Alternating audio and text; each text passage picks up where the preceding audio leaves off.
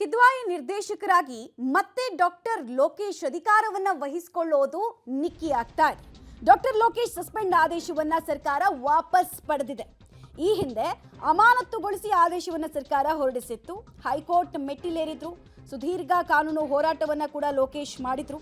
10 ವರ್ಷದ ಹಿಂದಿನ ಅವ್ಯವಹಾರದ ಸಂಬಂಧ ಅಮಾನತು ಕ್ರಮವನ್ನ ಪ್ರಶ್ನಿಸಿ ಹೈಕೋರ್ಟ್ ಮೆಟ್ಟಿಲೇರಿದ್ರು. ವಿಚಾರಣೆ ವೇಳೆ ಲೋಪ ಆಗಿರೋದ್ರ ಬಗ್ಗೆ ಎಜಿನೇ ಒಪ್ಕೊಂಡಿದ್ದಾರೆ ಅನ್ನೋದು ಕೂಡ ತಿಳಿದು ಬಂದಿದೆ. ಮತ್ತೆ ನಿರ್ದೇಶಕರಾಗಿ ಹೀಗಾಗಿ ಡಾಕ್ಟರ್ ಲೋಕೇಶ್ ನೇಮಿಸುವುದಾಗಿ ಸರ್ಕಾರ ಮಾಹಿತಿಯನ್ನ ಕೊಟ್ಟಿದೆ.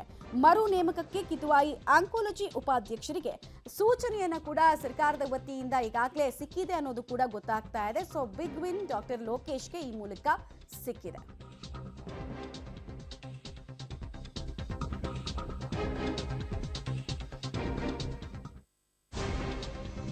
ನಿರ್ದೇಶಕರಾಗಿ ಮತ್ತೆ ಡಾಕ್ಟರ್ ಲೋಕೇಶ್ ನೇಮಕ ಆಗ್ತಾ ಇದ್ದಾರೆ, ಮರು ನೇಮಕ ಆಗ್ತಾ ಇದ್ದಾರೆ. ಕಾರಣ ಇಷ್ಟು ದಿವಸ ಮಾಡದ ತಪ್ಪಿಗೆ ಸಸ್ಪೆಂಡ್ ಆಗಿದ್ದೀನಿ ಅಂತ ಹೇಳ್ಬಿಟ್ಟು ಹೋರಾಟವನ್ನ ಮಾಡ್ಕೊಂಡು ಬಂದಿದ್ರು.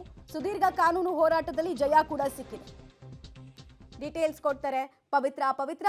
ಬಿಗ್ ವಿನ್ ಡಾಕ್ಟರ್ ಲೋಕೇಶ್ಗೆ ಸಿಕ್ಕಿದೆ. ಸೊ ಯಾವಾಗ್ಲಿಂದ ಹಾಗಾದ್ರೆ ಅವರು ಅಧಿಕಾರ ವಹಿಸ್ಕೊಳ್ತಾ ಇದ್ದಾರೆ, ಏನೇನ್ ಮಾಹಿತಿ ವಿಚಾರವಾಗಿ ಸಿಗ್ತಾ ಇದೆ ಅಂತ?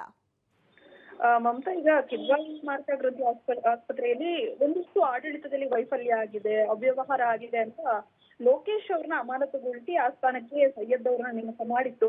ಬಟ್ ಆದ್ರೆ ಈ ಒಂದು ಘಟನೆಯ ಬಗ್ಗೆ ಹೈಕೋರ್ಟ್ ಮೊರೆಯನ್ನ ಹೋಗ್ತಾರೆ. ಅದರಲ್ಲಿ ಪರ್ಟಿಕ್ಯುಲರ್ ಆಗಿ ಏನು ಅಕ್ರಮ ಆಗಿದೆ ಆಸ್ಪತ್ರೆಯಲ್ಲಿ ಆ ಅವಧಿಯಲ್ಲಿ ಲೋಕೇಶ್ ಅವರು ಇರ್ಲಿಲ್ವಾ, ಈ ರೀತಿಯ ಒಂದು ಯಾವುದೇ ರೀತಿಯ ಮೆನ್ಷನ್ ಮಾಡಿರ್ಲಿಲ್ಲ. ಸೊ ಹಾಗಾಗಿ ಇದು ಅಷ್ಟು ಸೂಕ್ತ ಅಲ್ಲ ಅನ್ನುವಂತಹ ನಿರ್ದೇಶನವನ್ನ ಹೈಕೋರ್ಟ್ ಕೂಡ ಕೊಟ್ಟಿತ್ತು. ಮತ್ತೆ ಅವರು ವಾಪಸ್ ಆ ಸ್ಥಾನಕ್ಕೆ ಹೋಗ್ಬೋದು ಅನ್ನುವಂತಹ ಒಂದು ಜಯವನ್ನ ಈಗ ಲೋಕೇಶ್ ಅವರಿಗೆ ಕೊಟ್ಟಿದ್ರು. ಸೊ ಹಾಗಾಗಿ ಯಾವತ್ತೂ ಅವ್ರನ್ನ ನೇಮಕ ಮಾಡ್ತಾರೆ ಏನು ಅನ್ನೋದು ಗೊತ್ತಿಲ್ಲ. ಆದ್ರೆ ಈಗ ಸದ್ಯದ ಮಟ್ಟಿಗೆ ಹೈಕೋರ್ಟ್ ನಲ್ಲಿ ಜಯ ಸಿಕ್ಕಿರೋದ್ರಿಂದ ಅವ್ರು ಯಾವಾಗ ಬೇಕಾದ್ರೂ ತಮ್ಮ ನಿರ್ದೇಶಕ ಸ್ಥಾನಕ್ಕೆ ಹೋಗ್ಬೋದು ಅನ್ನುವಂಥದ್ದು. ಮಮತಾ, ರೈಟ್, ಧನ್ಯವಾದ ಪವಿತ್ರ.